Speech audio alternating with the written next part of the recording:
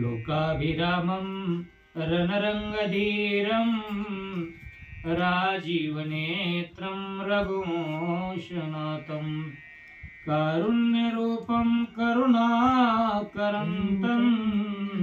श्रीरामचन्द्रं शरणं प्रपद्ये श्रीरामचन्द्रं शरणं प्रपद्ये नीलाम्बुजश्यामलकोमलाङ्गं शितासमारोपितवामभागं पाणोमासायकचारुचापं नमामि रामं रघुवंशनाथं नमामि रामं रघुवंशनाथं पुंडलीकवरदारी विठ्ठल श्री ज्ञानदेव तुकाराम श्री गणेशाय नमः श्री सरस्वते नमः श्री प्रभु रामचंद्राय नमः कपिपुरुषार्थाति प्रचंड राक्षसांचे बळबंड प्रतापे करिता काळे तोंड लजावितंड लंकेशा वचन ऐका कमळापती माझी रंकाची विनंती कर जोडितो कथे काळी आपण असावे जवळी आता जैसा आहेसी तैसिया नमो तुझ श्रीराम राया तुझेरी कृपे रघुवर्या स्तुते वदवया सामर्थ्य जेने पंढरी सारिखाची आपुला धामणगाव केला वैकुंठ धीपती विठ्ठल सखा सोयरा जोडियेला जो का भूतळवटी भक्त विरक्त विख्यात हा बोधला त्या श्री संत मानकोजी चरणी साष्टांग मी घातला. कथेचं अनुसंधान भगवान श्रीरामचंद्राचं चरित्र आहे. रामायणाची कथा आहे. जगाला आणि जीवाला पावन करणारं भगवंताचं चरित्र आहे. सहज आदरणीय सानप महाराजांची भेट झाली आणि विषय आला राम कथेचा. विचार आला मनामध्ये. आदरणीय दिलीप महाराजांनी सांगितलं घ्या कथा, वेळ आहे, वेळ कुठं घालवायचा, माते गावे माते द्यावे, मज पहावे मज स्मरावे, मद्रूप होऊनिया राहावे, ऐसे निहारावे काळाते. रामचंद्रांनी सांगितलेलं होतं काळ कुठं घालवायचं तर माझं भजन करा, माझं स्मरण करा, माझी कथा मुखानं त्या ठिकाणी वर्णन करा आणि असं तुम्ही काळाला घालवा. रामचंद्रांनी सांगितलेल्या प्रमाणे कथेचा विषय आहे की हनुमंताच्या पुरुषार्थाचं वर्णन विभीषणाने केलं. भयानक स्वरूपाचं किंवा अद्भुत पुरुषार्थाचं वर्णन केल्याबरोबर लज्जावितंड राक्षसा असं वर्णन केलं की राजा रावणाला लाज वाटू लागली असं वर्णन करतात. हनुमंताचे अति प्रबळ विभीषणे वानिले बळ, तेने राक्षसे सकळ तळमळ पाय करीती. हनुमंताच्या बळाचं वर्णन विभीषणजीने केलं. प्रबळ अतिशय बलसंपन्न वर्णन जो आहे, प्रताप आहे, तो सगळा प्रताप जो ब्रह्मदेवानं लिहून दिलेला होता तो सगळाच वर्णन केला विभीषणजीनं. आणि वर्णन केल्यामुळं राक्षसाची तळपायाची आग मस्तकाला गेली आणि हनुमंताच्या पुरुषार्थाचं वर्णन ऐकल्याबरोबर उपस्थित राक्षस एक एक राक्षस तळमळ करू लागला. राक्षस सेनानी प्रधान अवघे झाले दीन, सभा समस्त लजायमान मला नवदान दशमुख. आणि हनुमंताच्या पुरुषार्थाचं वर्णन, हनुमंताच्या पुरुषार्थाचा प्रताप ऐकल्याबरोबर राक्षस सेनानी प्रधान, राक्षस सेना रक्षोगण प्रधान मंडळी जी आहेत राजा रावणाचे, ते सगळे हीन दीन झाले. सगळी सभा अधोवदन खाली माना घालून तटस्थ बसले. ते देखून इंद्रजितू कोपे झाला से कृतांतू. बिभीषणासी बोलतू निज पुरुषार्थू वर्णोनी. ज्या वेळेस सगळे गप्प बसले, शांत बसले, खाली माना घालून बसले, त्यावेळेस इंद्रजित रागाने लाल झालेला आहे. आणि तो असणारा इंद्रजित स्वतःचा पुरुषार्थ लक्षात आणून, स्वतःचा नसलेला बळाचा अवंक आणून इंद्रजित सभेमध्ये बिभीषणाला समोर लक्ष केला. काय बोलू लागला? इंद्रजित बोले कोपायमान. काकाजी तू तव धर्म संपन्न. बुद्धियोक्ती प्रज्ञापन्न. कनिष्ठ वचन का वदसी. बिभीषणाचं सभेमधलं बोलणं ऐकल्याबरोबर इंद्रजिताला राग आलेला आहे. आणि इंद्रजित बोलू लागला, काकाजी, चुलत्याला काका म्हणतात, अहो तुम्ही धर्म संपन्न आहात, तुम्हाला धर्म माहिती आहे, तुम्ही जाणता, मग असं राजा रावणाची भर सभेमध्ये निंदा तुम्ही का करता? त्या रामचंद्राच्या पुरुषार्थाचं वर्णन का करायला? तुम्ही बुद्धिवान आहे, ज्ञानी आहात. बिभीषणाला इंद्रजित बोलू लागला, निंदोनी सेना निरक्षगण. निर्भत सोनिया प्रधान. राम लक्ष्मणाची अंगवन. परम दारुण वानिसी. इंद्रजितानं बोलायला सुरुवात केली, काकाजी, अहो आमच्या एक एक सैन्याची तुम्ही निंदा केली नावं घेऊन. काय रावणाचे पंचप्रधान, त्या प्रधानाची बिभीषणजीनं निर्बत्सना केलेली आहे. भर सभेमध्ये इज्जत त्यांची खाल्ली. त्याच्यामुळे इंद्रजित बोलू लागला, एक एक आमचा सेनानी, एक एक रक्षोगण, तुम्ही त्याची निर्भत्सना केली. आणि त्या राम लक्ष्मणाचंच वर्णन या सभेमध्ये का करायला? तर इंद्रजित बोलू लागला, अधिक रोनिये एक तू निंदिले अमोचे कटक. श्रीरामाची आगळिक आत्यंतिक वानिसी.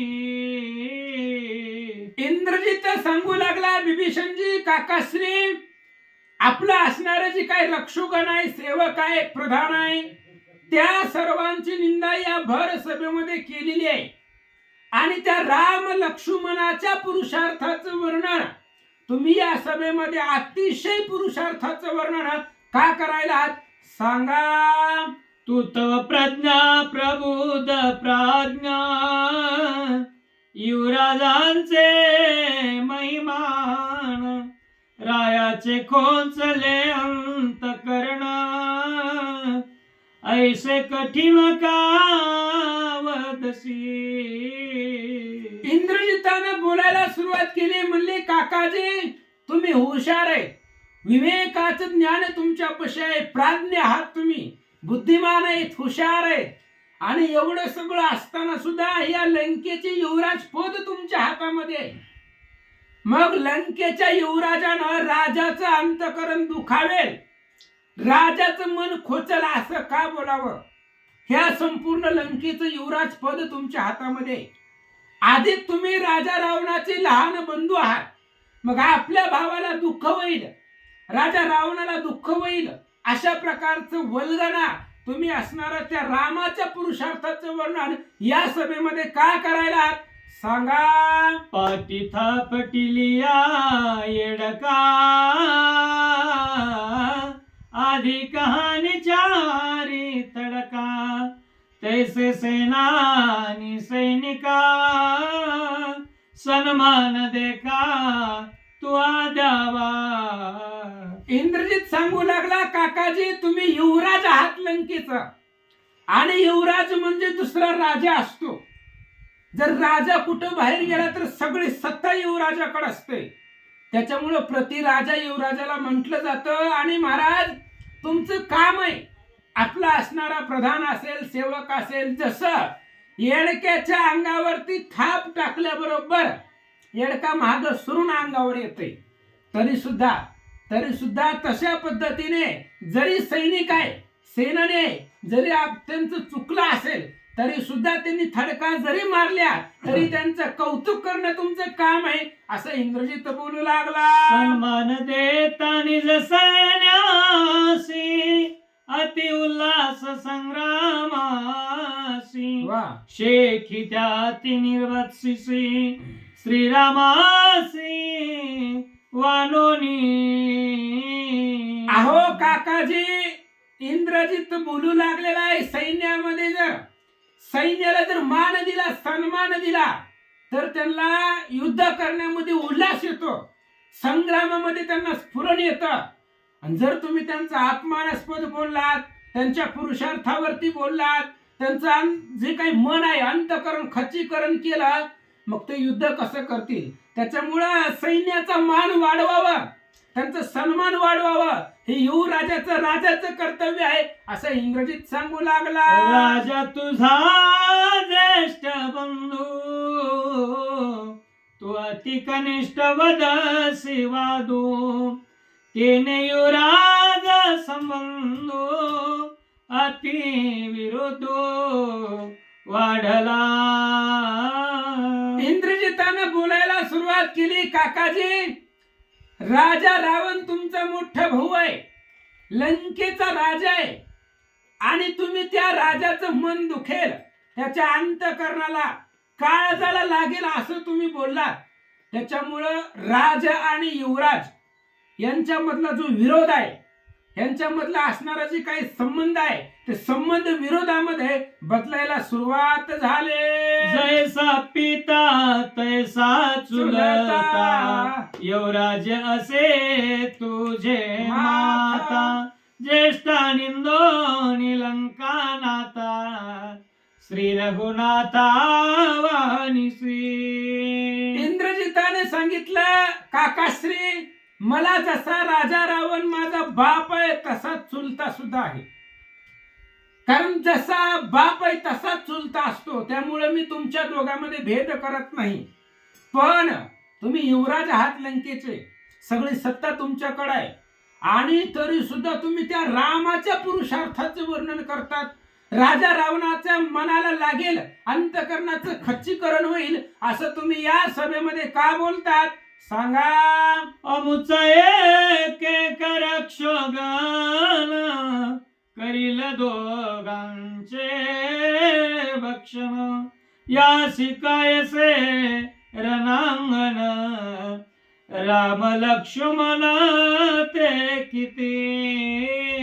अहो काकाजी, ज्या राम लक्ष्मणाचं वर्णन तुम्ही सभेमध्ये केलं, आणि ती वानर सैन्य तर काय, आमचा एक एक सेवक एक एक राक्षोगण जरी आला तरी सुद्धा त्या राम लक्ष्मणाचं भक्षण करील एवढी ताकद आमच्या सैन्यामध्ये आहे. आणि त्या रामाचं पुरुषार्थाचं वर्णन काय करायला तर इंद्रजित बोलू लागला. बापुडे राम लक्ष्मण आमुचे दृष्टी सते तृण परिस माझी अंगवान चरणा शरण नपयते. काकाजी, काय त्या राम लक्ष्मणाचं वर्णन सभेमध्ये करताय? अरे ते राम लक्ष्मण बापुडे आहेत, आम्ही त्यांना गवताप्रमाणे शुल्लक समजतो. माझी ताकद माहित नाही का तुम्हाला काकाजी? तुम्ही काय लांबचं आहेत का? लहानपणापासून मला ओळखतात. माझा पुरुषार्थ किती आहे? चरणा शरणा नृपयेती. ह्या जगामधले सगळे राजे आमच्या पायावरती लोळत येतात असं इंद्रजित बोलू लागला. वलयांकित राजे किती यज्ञ भोक्ता मारपती तो म्यानिला से क्षिती लंके प्रती कामारा. इंद्रजितानं आपल्या पुरुषार्थाचं वर्णन करून बोलायला सुरुवात केली. काकाजी, ऐका माझी ताकद तुम्हाला सांगतो. अहो या जगती तलावरचे समुद्र वलयांकित पृथ्वी आणि या पृथ्वी तलावरचे सगळे राजे, अहो पृथ्वीवरचे सोडा, यज्ञ केल्यानंतर न प्राप्त होतं ते इंद्रपद, अमरपद. आणि असा असणारा इंद्र, तो इंद्र सुद्धा आम्ही 21 वेळा गळ्याला बांधून आणलेला आहे, असं इंद्रजित बोलू लागला. आसलोनिया ऐरावती आरडत पाडिला सेक्षिती, दात उपडून घेतला ती, त्रिजगती चळी कापे. अहो काकाजी, माझी ताकद तुम्हाला माहिती नाही. इंद्रापाशी ऐरावत नावाचं रत्न आहे, हत्ती आहे, आणि त्या ऐरावती समोर कोणी युद्धाला टिकत नाही. पण ते ऐरावत सुद्धा एवढं बल रत्न आहे. ते ऐरावत म्हणजे समुद्र मंथनामधून निघालेलं रत्न आहे. 14 रत्नापैकी देवदैत्याने मिळून समुद्र मंथन केलं होतं. का केलं होतं आपल्याला माहिती नसतं महाराज, 2 मिनिटात सांगतो. दुर्वास ऋषी इंद्र महाराजाकडे गेले, पण इंद्र संपत्तीनं घमेंडी झालेला होता. महाराजांना नमस्कार केला नाही. दुर्वास ऋषींनी शाप दिला, अरे ज्या संपत्तीचा गर्व करतोय सगळे इष्टित पाण्यामध्ये बुडेल. आणि पाण्यामध्ये नष्ट झाल्यानंतर ती संपत्ती बाहेर काढण्यासाठी देवदैत्याने मिळून समुद्र मंथन केला. रामायणामध्ये विषय आलेला आहे. ब्रह्मशाप इंद्रासी झाला, रत्न समूह सागरी पडला, समुद्र मंथन आरंभ केला, देवी दैत्य मेळा मिळवणिया. आणि त्या असणाऱ्या समुद्र मंथनामधून ऐरावती निघालेलं रत्न आहे, हत्ती आहे, आणि त्या हत्तीचा दात उपटून हातामध्ये घेतलाय. आणि काय ते राम लक्ष्मण येतं असं मूर्ख इंद्रजित विभीषणा पुढं बोलू लागला. माझी ऐकताची हाक सुरगण एकाएक, अवघे पळती अधोमुख, जेविकारंक अतिदीन. अहो काकाश्री, मैनिस्ती हाक जरी दिली, आवाज जरी टाकला, तरी एक एक सुरगण, एक एक देव लोक माझ्या हाकेला थर थर थर थर कापतात, मला घाबरतात. एवढा माझा पुरुषार्थ असताना मग त्या अशोकवनामध्ये बिळात लपून का बसला होता? अरे किती मारलं त्या सुलोचनाला माहिती आहे, पाठीवरती किती वळ उमटले होते, आणि इथं आता बडबड करायला लागला असा भाव. इंद्र सहित मर कोणी, ते म्या घातले बांधवडी, तेथे काय श्रीरामाची प्रौढी, सायमाकडे वाणीसे. अहो काकाश्री, इंद्रा सहित 33 कोटी देव आपल्या इथं कामाला आहे. तुम्हाला माहित नाही का? नवग्रहाची करोनी पावटी, अग्निदूत से मळकटी, विघ्नहर घेऊन या काठी, रासबा पाठी राखना. अशा प्रकारच्या अनेक देव लोकांना आपल्या इथं कामाला आपण ठेवलेला आहे. आणि काय त्या राम लक्ष्मणाचं वर्णन करतात असं इंद्रजित बोलू लागला. अंगद सुग्रीवानुमंत, नळनिळा जांबुवंत, राक्षस भक्षये समस्त, दाता दांत न लागता. अरे ती अंगद आहे, सुग्रीव आहे, जांबुवंत आहे, हनुमंत आहे, त्या असणाऱ्या वानरांना आम्ही गिळून टाकतो. दाताला दात सुद्धा आम्ही लावत नाही, डायरेक्ट पोटामध्ये टाकतो. आणि एवढे असणारी शुल्लक झाडाचा पाला खाणारी वानर, आणि काय ते असणाऱ्या तुम्ही त्या वानराचं आमच्या पशी त्यांचं वर्णन करता. पण माऊलीने सांगितलं, अहो राणीची या पाले खाईरा, नेवाने करविले लंकेश्वरा, एकला अर्जुन परी औक्षहिनी आकरा, न जिनेची काही. अहो झाडाचा पाला खाणाऱ्या वानरांनी रावणाला जगू दिलं नाही, आणि वानर खूप बलवान आहेत महाराज. मनुष्यामुचे आहारी, वानरे तवा कोशिंबरी, त्यासी कायसी झुंजारी, क्षणा माझारी मारीन. अरे मनुष्य आमचा आहार आहे, रोजचं खाद्य आहे ती, आणि खाद्याला माणूस घाबरत असतं का? फणसे देखोने खाणारासी भय नाही. फणस काय असणार आहे, ते फणसाला काटे असतात. मग काटे आहेत म्हणून काही लोक खायचं सोडून देतात का? तसं आमचं ते वानर म्हणजे मनुष्य म्हणजे आहार आहे आणि वानर म्हणजे कोशिंबिरी सारखं आम्ही त्यांना तोंडी लावल्यासारखं खातो असं इंद्रजित बोलू लागला. रणी भिडो साठोपता करीन श्रीरामाच्या गाता रावण सांडोनी सकळ चिंता सुखे सीता भोगावी. इंद्रजित भर सभेमध्ये बोलू लागला.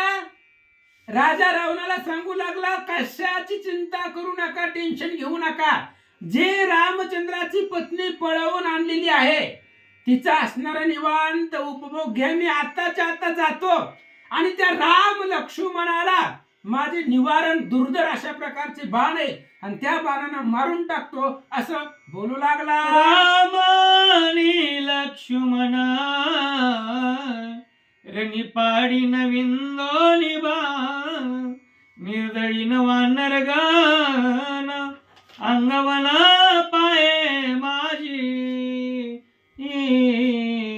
अहो काकाजी, राम आणि लक्ष्मण एकच बाण सोडून त्यांना एकाच बाणामध्ये रणांगणामध्ये पाडेल मारेल अशा प्रकारचा पुरुषार्थ माझ्याकडे आहे. बघायची का तुम्हाला ताकद असं तो बोलू लागला. निंदोनिया श्री रघुनंदन ऐकता इंद्रजिताचे वचन विभीषण कोपायमान काय आपण बोलत.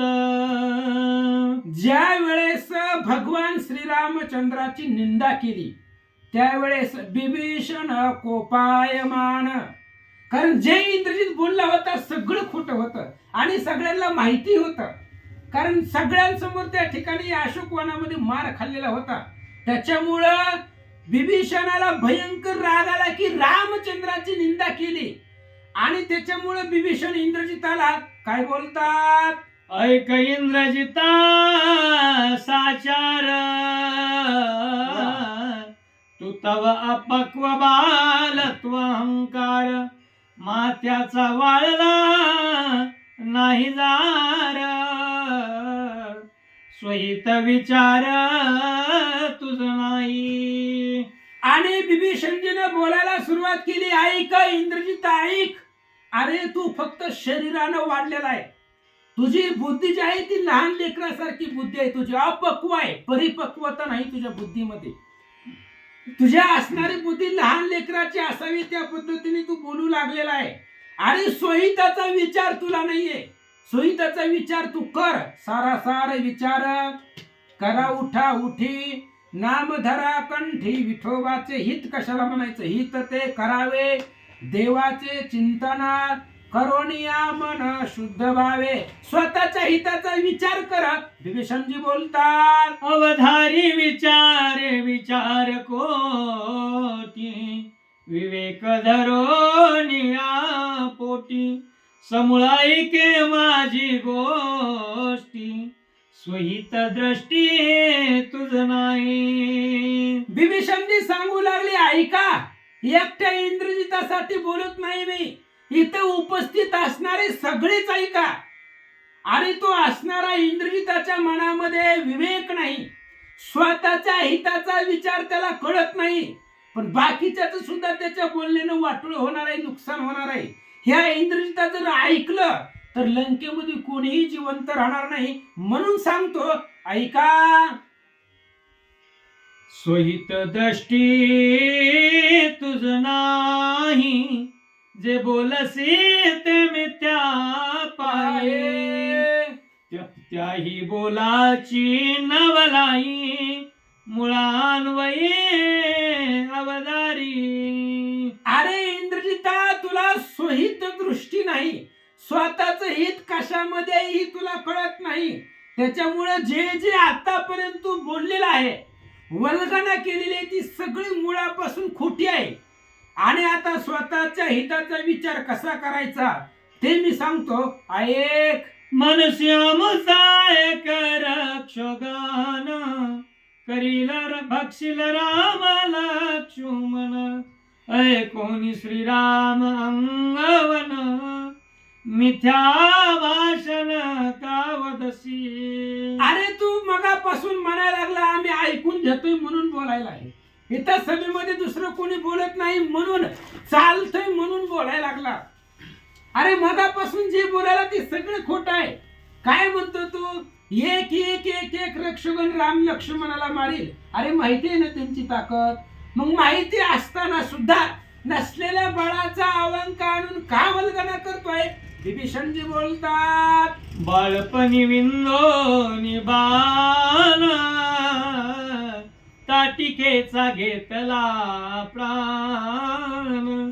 सुबाहू मारिला करितारण सैन्यगण समवेत.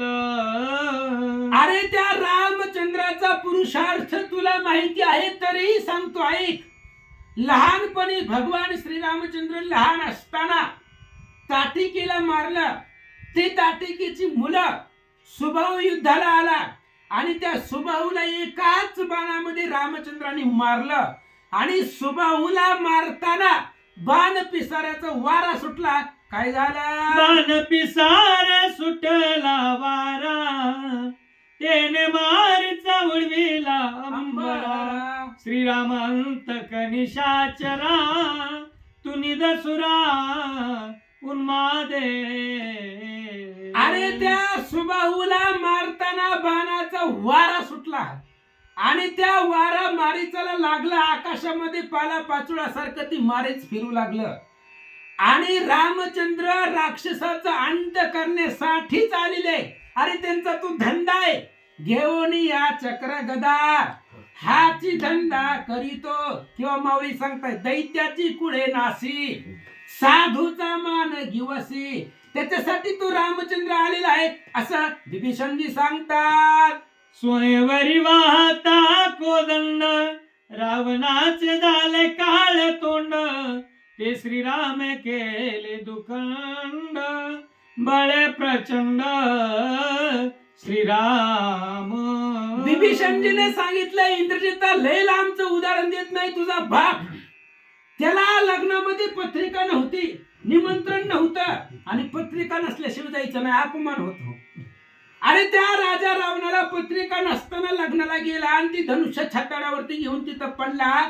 जनकानं पुरीच्या लग्नामध्ये कुणाचं मड नको म्हणून वाचवलं तुला. जनकासी भूत दया भारी अंतकरणामध्ये प्रेम होतं म्हणून तुला वाचवलं, नाही तर तिथंच तुझा बाप मेला असता असं विभीषणजी बोलतात. सीतेचे अभिलाखाओ विराध मारिला से देखा. तिची गती दशमुखा तुम्हा मूर्खाचे नि बोले. ए मूर्ख इंद्रजित ऐक जरा माझं बोलणं ऐक.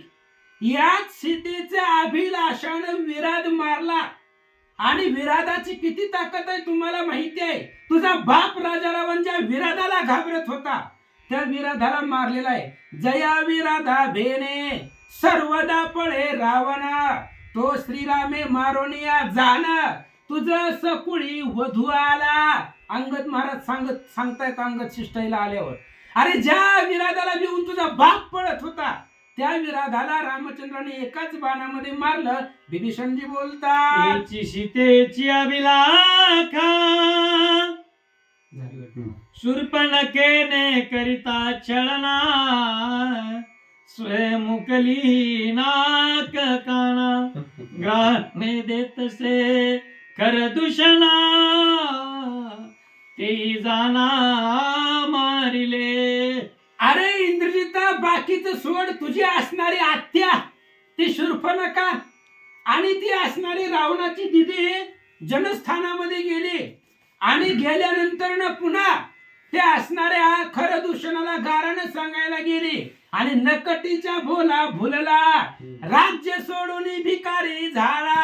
अशी अवस्था त्या शूर्पणखेच्या बोलण्यावरनं झाली असं विभीषणजी बोलतात. त्रिशर आणि खरदूषण 14 सहस्र चोगण राम मारिले करोनिर दुर्धर बाणा वर्षोनी.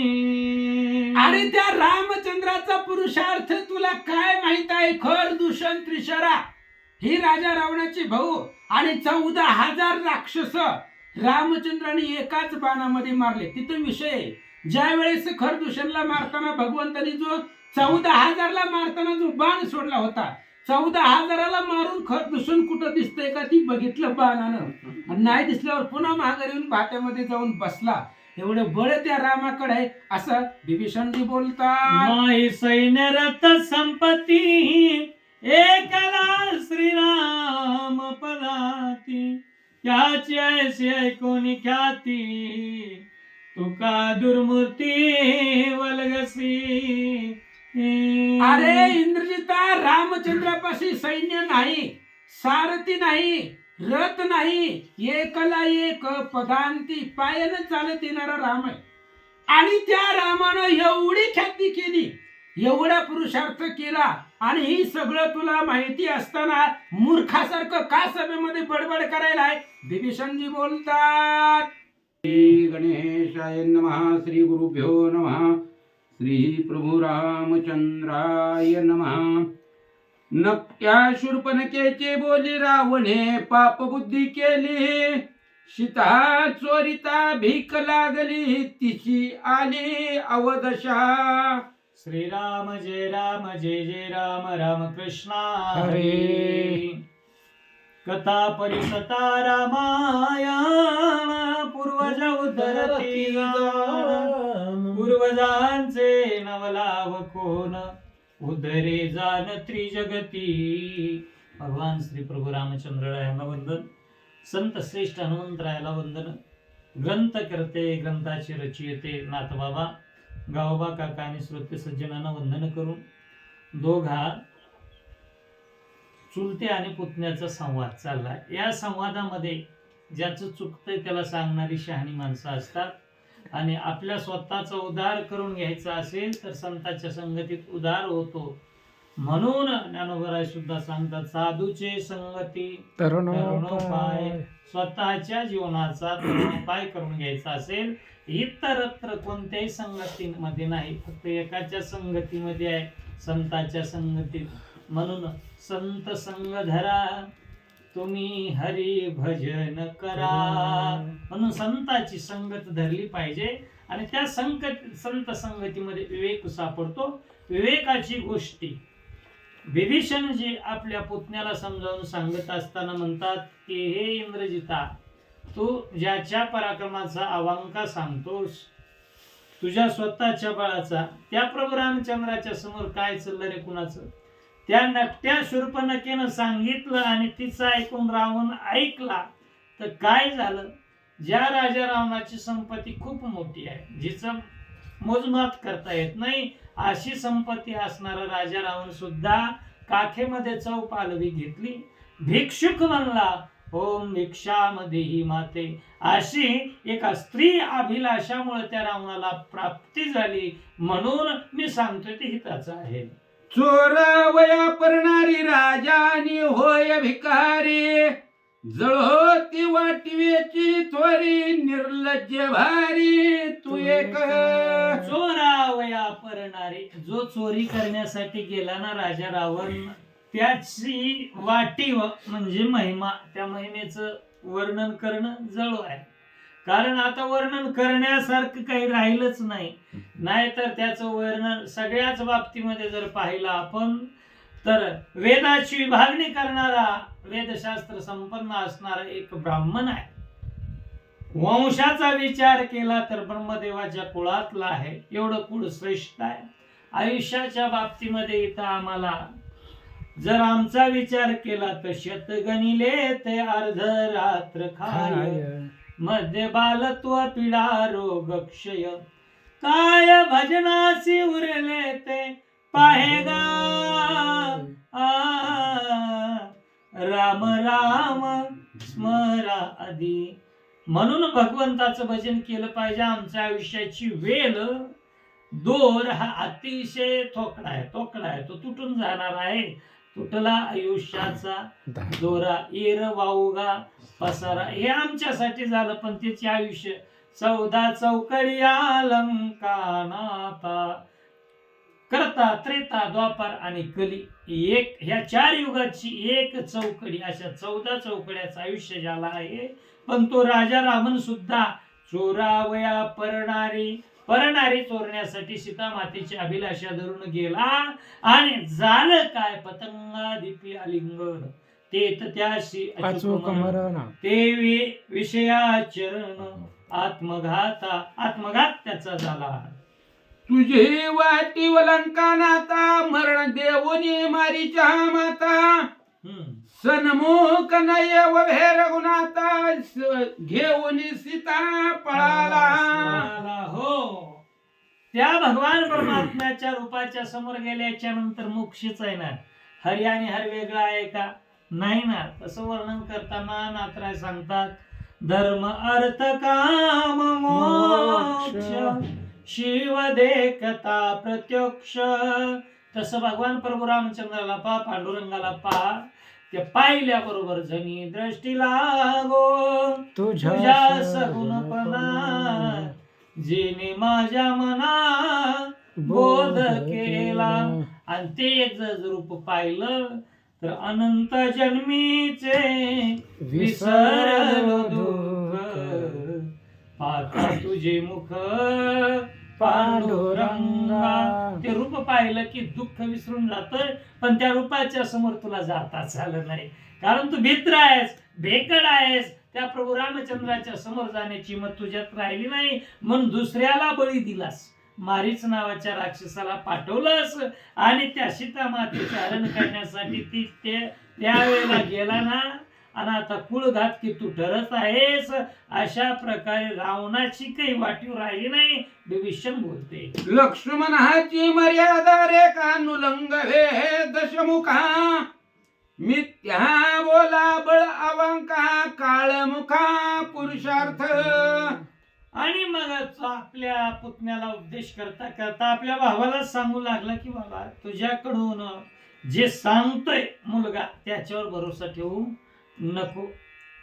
बर, तू स्वतःच बळ मानित असशील की आपण आपल्या 20 भुजांनी कैलास नावाचा पर्वत आपण लख लख लख हलवला, हे सामर्थ्य आहे. माझ्या भुजाने मी त्रिलोक्य जिंकण्याची ताकद ठेवली, मी त्रिलोक्य विजय रावण आहे, अशा प्रकारचा अहंभाव काढून टाक. कारण ज्या प्रभू रामचंद्राच्या एका भक्तानं मारलेली ती लक्ष्मण रेखा उल्लंघन करणं तुझ्याच्यानं शक्य झालं नाही. अरे ज्या भक्ताची एक रेखा उल्लंघन करू शकत नाहीस, त्या प्रभूचं तर काय वर्णन करावं. त्याच्यामध्ये एवढं सामर्थ्य आहे की समुद्री रेखा नोलंडावी, पृथ्विया भूते व्हावी, पर्वती बैसका संडावी, हे आज्ञा माझी. पंचमहाभूत ज्याच्या ह्याच्यावर चालतात ना, तो परमात्मा आहे, त्याच्या समोर तू तग धरू शकणार नाहीस. युवराज राजाला सांगू लागला, जटायुसी करिता रण रावणे दाती धरिले हे तृण, त्यासी मारिले करुणी छळन, पापी पूर्ण तुम्ही एक. तुम्ही पापी, तुमची सभा पापी, पातकी घातकी तुम्ही आहात. जटायू नावाचा भक्त, आणि तो भक्त किती श्रेष्ठ आहे. भक्त ऐसे जाना जे देवदास, गेल्या आशा पाश निवारोनी, विषय तो त्यांचा झाला नारायण. विषय ज्यांचा नारायण झालाय असं जटोय पक्षी गिद्ध योनी मधला त्या गिधाडासोबत युद्ध करत असताना त्यालाही कळलं, अरे बाबा, परस्त्रिया सदा बहिणी माया. आणि त्या सीता मातेचं संरक्षण करण्यासाठी तुझ्यासोबत 2-2 हात करण्याचं त्यानं आव्हान केलं. आणि त्या युद्धामध्ये तुझं काही चाललं नाही, दातात तृण धरलास, त्यावेळेस लबाडा त्याला तू शपथ घातलीस. आणि शपथेमध्ये गुंतवून त्याला विचारस, अरे तुझं मरण कशात आहे.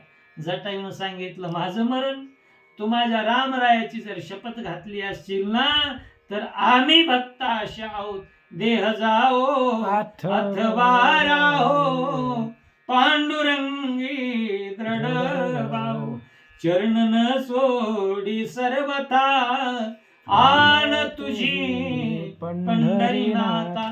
पंढरीनाथा हे रामा, तुमची जर आण असेल, ते देह गेला काय आणि राहिला काय. माझं मरण रावणं माझ्या पंखात आहे, आणि खोटारड्या तू असं सांगितलास की माझं मरण डाव्या पायाच्या अंगठ्यात आहे, ते फोडला की मी मरतो, आणि त्याला फसवून तू गुंतून मारलास. नाहीतरी एका पक्षासमोर तुमची किंमत शुल्लक आहे, तर जगाच्या मालकासमोर टिकणार नाही तुम्ही. चोरी मारी आणि परद्वारी तितके पापे रावणाचे श्री, ते तुझे श्रेष्ठत्व भारी बाजीगिरी जैशी विद्या.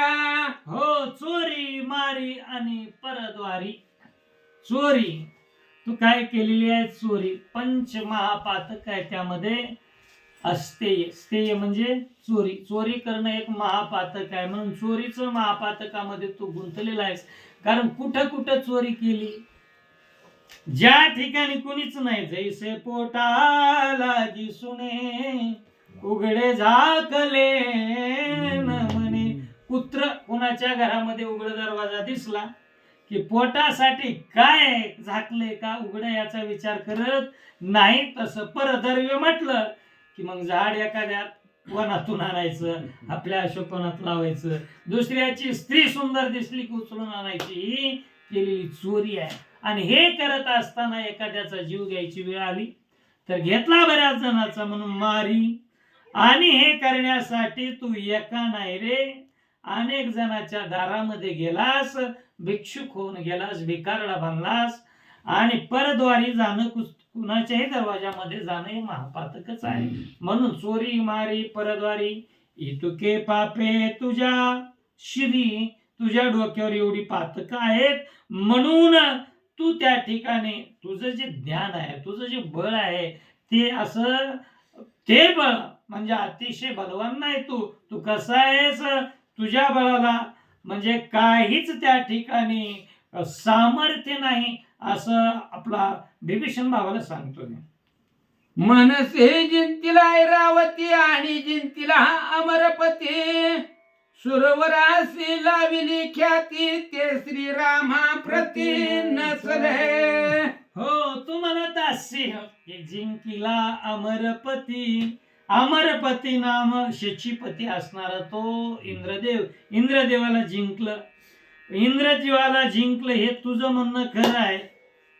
थोडस बाजूला सारूया आपण.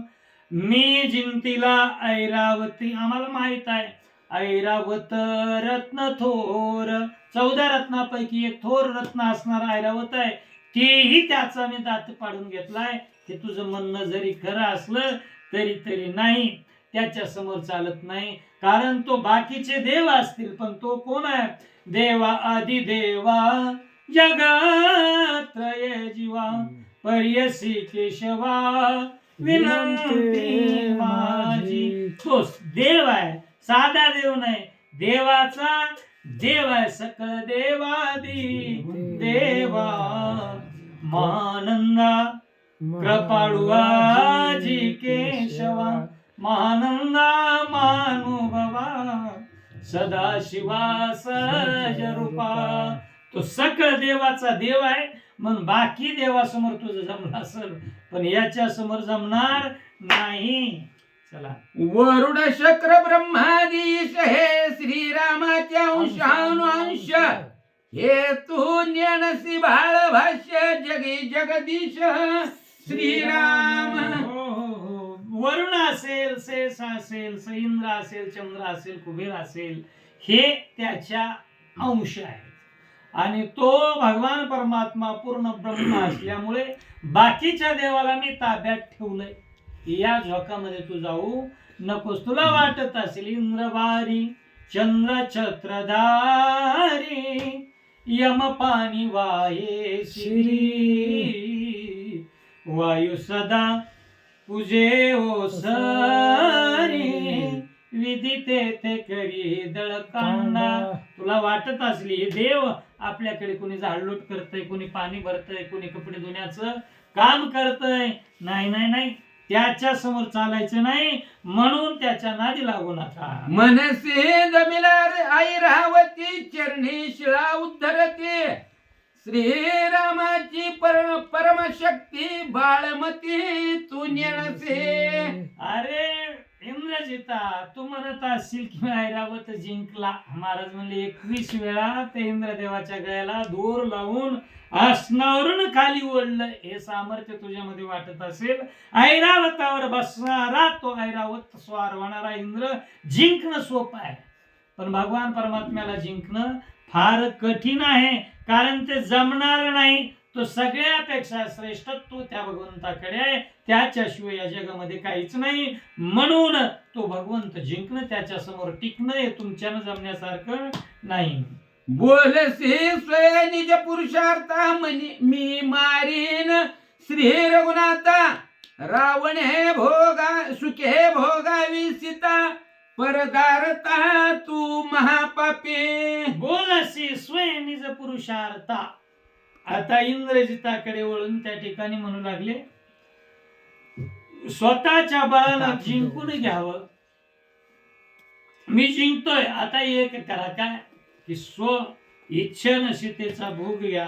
असं पित्याला ज्या ठिकाणी अनुमोदन देत आहेस ना, अनुमोदन चुकीचं आहे. चांगल्या गोष्टीमध्ये सहकार्य करावं आणि वाईट गोष्टीला जर आपण सहकार्य करत असू तर आपण पातकामध्ये अर्ध त्या ठिकाणी भागीदार होत असतो. म्हणून त्याचं ऐकून चुकीचं वर्तन करणं हे टाळलं पाहिजे.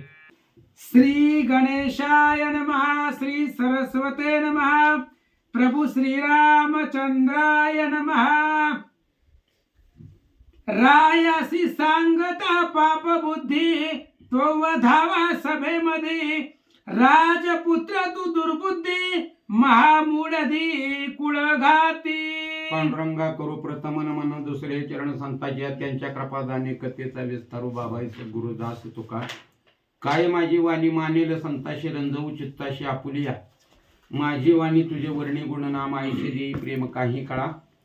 प्रथम असणाऱ्या गणपती बाप्पांना, सद्गुरु माऊलींना आणि तुम्हा संत श्रोत्यांना साष्टांग प्रणिपात करून कथेचं अनुसंधान असं आहे की राजा रावणाच्या सभेमध्ये या ठिकाणी विभीषण आणि असणारा इंद्रजित यांच्यामधला संवाद आहे. आणि इंद्रजिताला विभीषण म्हणू लागलेला आहे की विभीषण, इंद्रजित बोललेला होता ना, मी असं करीन, मी तसं करीन, मी रामाला मारीन, वानर आमचं खाजाय आमकाय तमकाय. ते ऐकून या ठिकाणी असणारे विभीषणजी म्हणतायत, तू कसा आहे, बाळबुद्धी आहे, म्हणजे अकलीची तुझी ओळख नाही, नुसतं अंग वाढलेलं आहे तुझं, मेंदू पाहिला होता तेवढाच आहे. आणि तू सहाय्य कुणाला करायला लागलेला आहेस?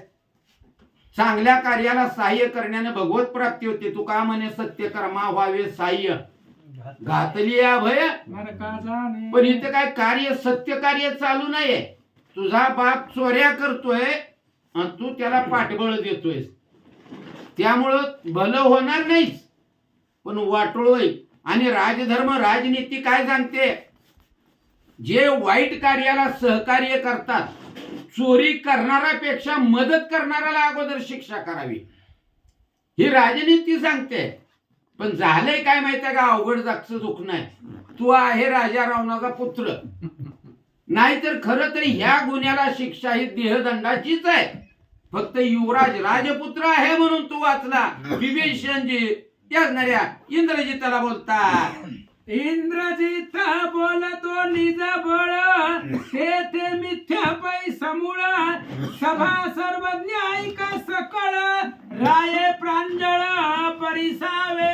विभीषणजी अगदी गर्जना करून छाती ठोकपणे तिथं म्हणतायत, ए इंद्रजिता, इतका वेळ तू केलेली बडबड सगळे ऐकून घेतली मी, पण तुझे बडबड म्हणजे नुसती फोल आहे, म्हणले व्यर्थ बडबड आहे, व्यर्थ गलबला करू नका, नुसती गलबला झालेला आहे तुझा. पण तुझ्या त्या बोलण्यात आणि तुझ्या अंगामधल्या बळाचा काही एक संबंध नाहीये, तू निर्बळ आहेस. करणारे इंद्रजिता, तूही ऐक. संपूर्ण राजसभा सभेमध्ये जेवढे सभाजन बसलेत ते सर्वजण ऐका.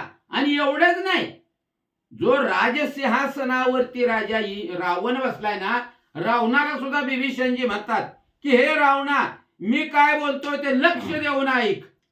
प्रलोभावया लंकानाथा मारीन मनसी तू रघुनाथा. हनुमंतेसी युद्ध करिता तुझे पुरुषार्थ देखिले. पहा, नकट्याला नकट म्हणावं लागत नाही, नुसतं नाकावर बोट ठेवलं आपण की ते ओळखतं मलाच म्हणतंय म्हणून. इंद्रजिताला या ठिकाणी विभीषणजी म्हणतायत, हे इंद्रजिता, तू रामाला मारीन म्हणला, तू हनुमंताला मारीन म्हणला, ऐकलं मी. पण जे ऐकलं ना आता, याचा अनुभव पूर्वीच घेतलेला आहे.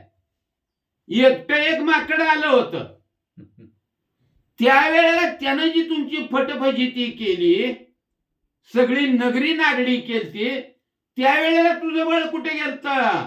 हनुमंतासी रणे भिडता, शस्त्रे अस्त्रे गेली व्रथा, कपी पुच्छ वाजता माथा, धीर सर्वथा न धरवे.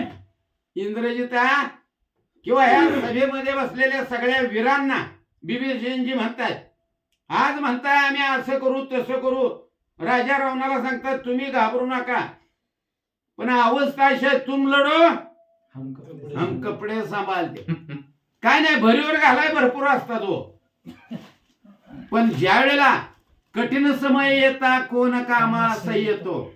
या ठिकाणी तुम्ही एवढं बोलता, पण एकटा एक हनुमंत लंकेमध्ये आला होता, तुमच्याकडे एवढी शस्त्र आहेत, इतकी हत्यार आहेत, इतकी अस्त्र आहेत, एवढं बळ आहे, त्याचा काही एक उपयोग झाला नाही, सगळं वाया गेलं. बरं, नुसतं वाया गेलं झालं असतं तरी भागलं असतं, पण ज्या वेळेला शेपटीचे तडाखे लागायचे चालू झाले, त्यावेळेला तुम्हाला पळता भोई थोडी झाली, म्हणजे जिथं जागा भेटल तिथं तुम्ही लपत होता.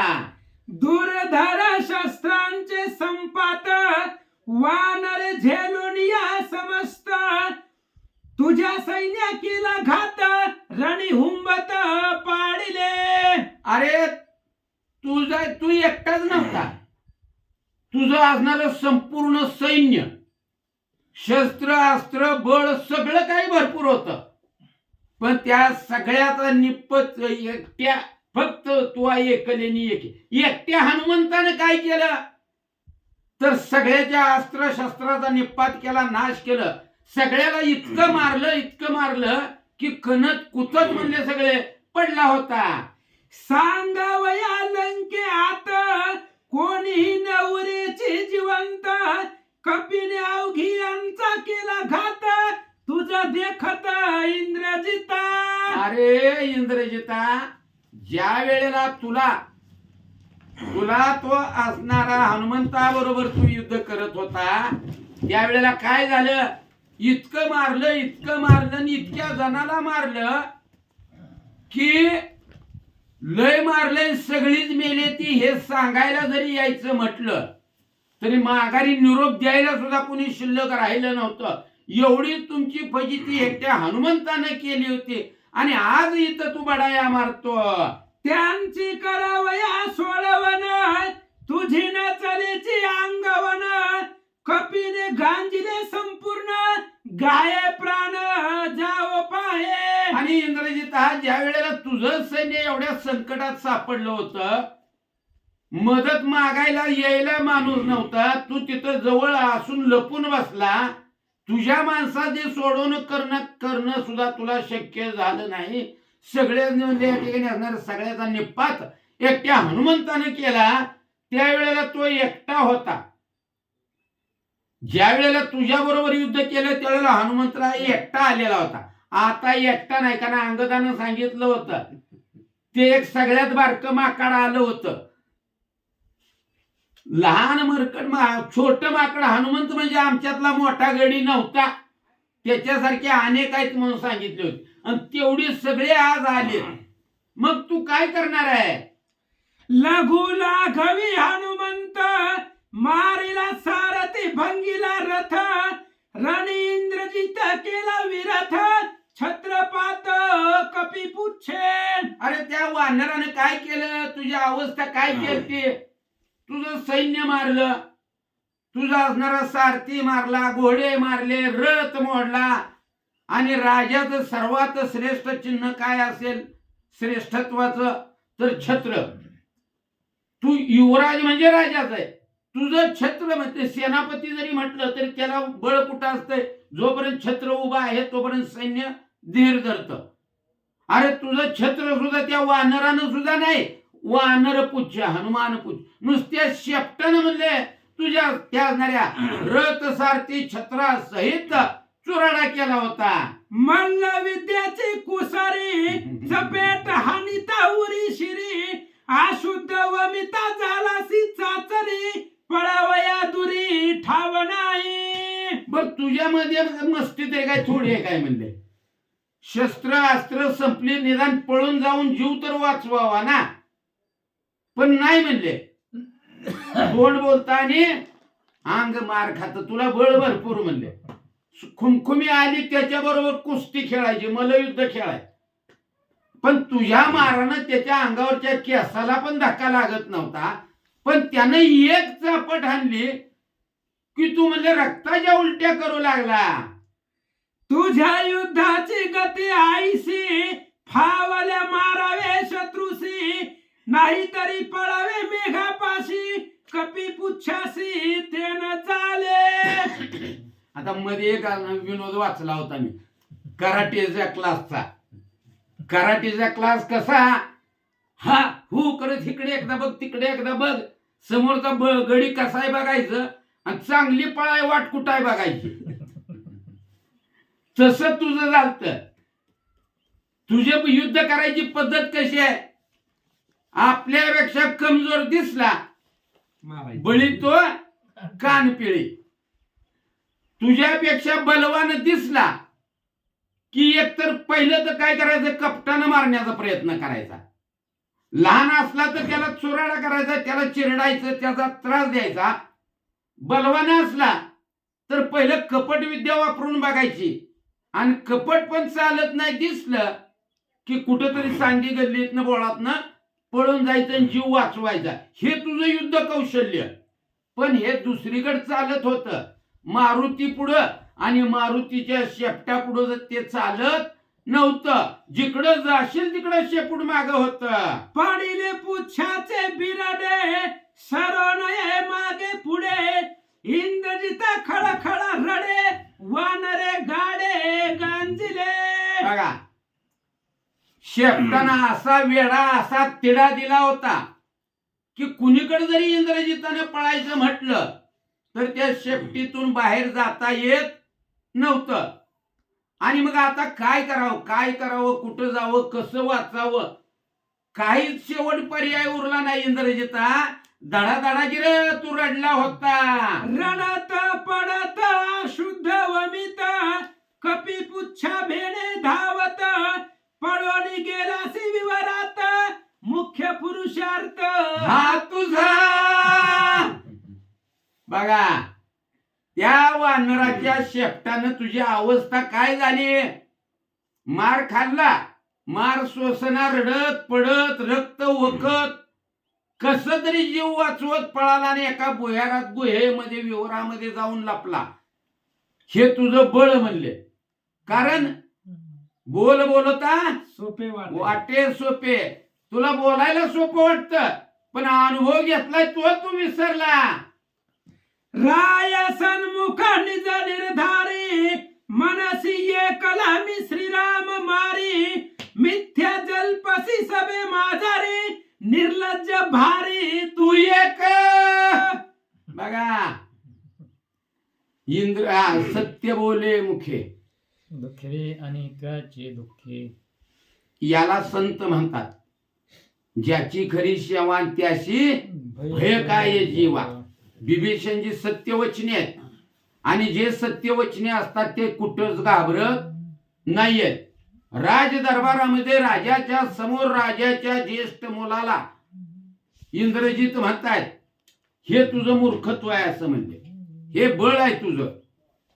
इतकी फजिती एका वानरानं तुझी केली आणि तरी इथं सभेत बसून तू काय म्हणतोय रावणापुढं, मी हे करीन आणि मी ते करीन, मी एकटा जाईन आणि रामाला मारीन, तुम्ही काळजी करू नका आणि घाबरू नका. अरे हे तुझं काय बोलणं कसं आहे, तर मूर्खाचं बोलणं आहे म्हणले. तुझ्यावर जर विश्वास ठेवला तर लंकेचा विनाश अटळ आहे.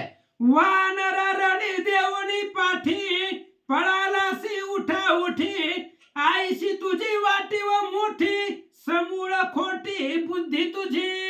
समूळ खोटी बुद्धी तुझी. अरे युद्ध प्रसंगी त्या वानराला पाठ दाखवून तू पळालास, तिथं तुझं बळ चाललं नाही, आणि इथं मोठ्या मोठ्या बाता करतो, आणि मग ही जी तुझी बुद्धी आहे आणि हे जे तुझं बळ आहे ना ते खरं नाही म्हणले.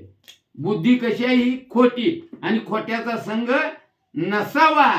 ऐकताची तुझी ऐकताची बुद्धी, रावण मरेल आधी, मरेल राक्षसांची मांदी, कुळ त्रिशुद्धी बुडेल.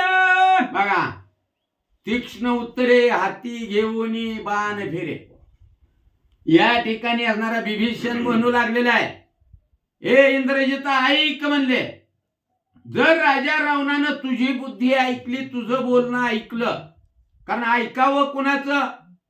जे चांगली माणसं, शहाणी माणसं जे सांगतात ते ऐकावं, साधू संतांचं ऐकावं. संतांची पायी हा माझा विश्वास.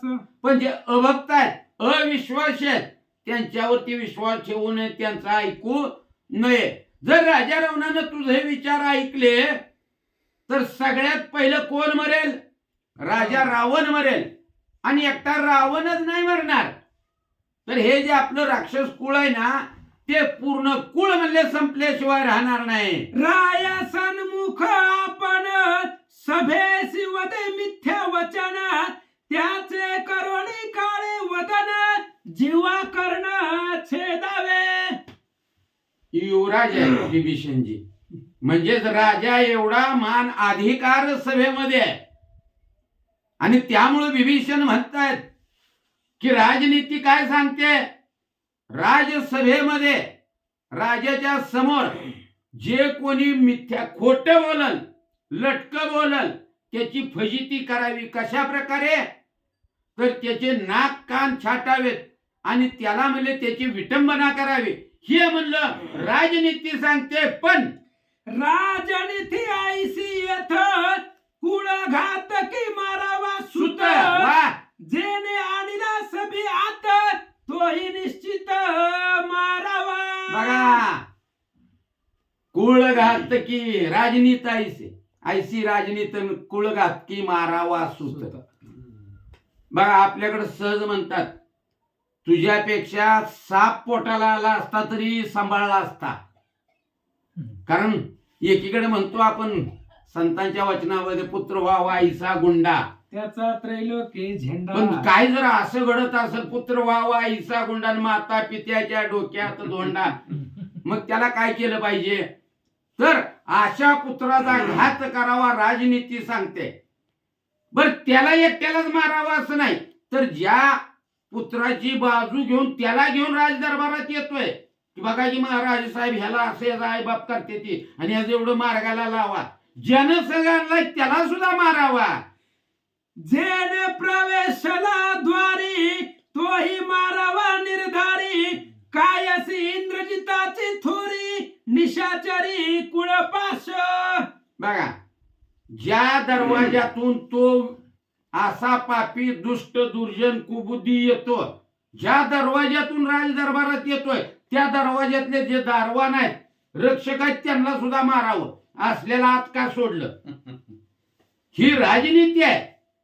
आणि मग असं असताना इतका दुराचारी पापी असणारा आहे इंद्रजित, ह्या इंद्रजिताचं ऐकून काय होणार आहे?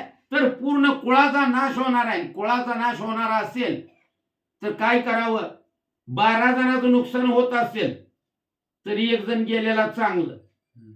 समजा सगळं व्यवस्थित चालणार असेल आणि एखादा नाराज होऊन निघून जात असेल, काही फरक पडत नाही. इंद्रजिताला या ठिकाणी असणारे बिभीषणजी म्हणतायत की ही राजनीती आहे. विचार प्रजेचा करायचा आहे, स्वतःचा करायचा नाही. अशा प्रकारे इंद्रजिताबद्दल राजसभेमध्ये बिभीषणजी बोलतात, रावणाचा ज्येष्ठ सूत, या लागी राखीला मी हात, तुझा अवश्य करावा घात, कुळक्षयार्थ चुकवावया. कुळक्षयार्थ चुकवावया. बिभीषणजी म्हणतात, इंद्रजिता खरं पाहिलं तर हे तुझ्या तोंडातून शब्द निघायच्या अगोदर तुला मी खलास करायला पाहिजे होता, तुला घात करायला पाहिजे होता. पण होतंय कसं? मोठ्याच्या कुत्र्याला सुद्धा मान.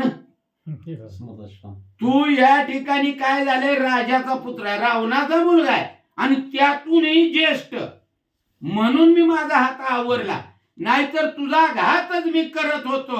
अशा प्रकारे असणारे विभीषणजी इंद्रजिताला बोलतात, पुंडलिक विठ्ठल श्री ज्ञानदेव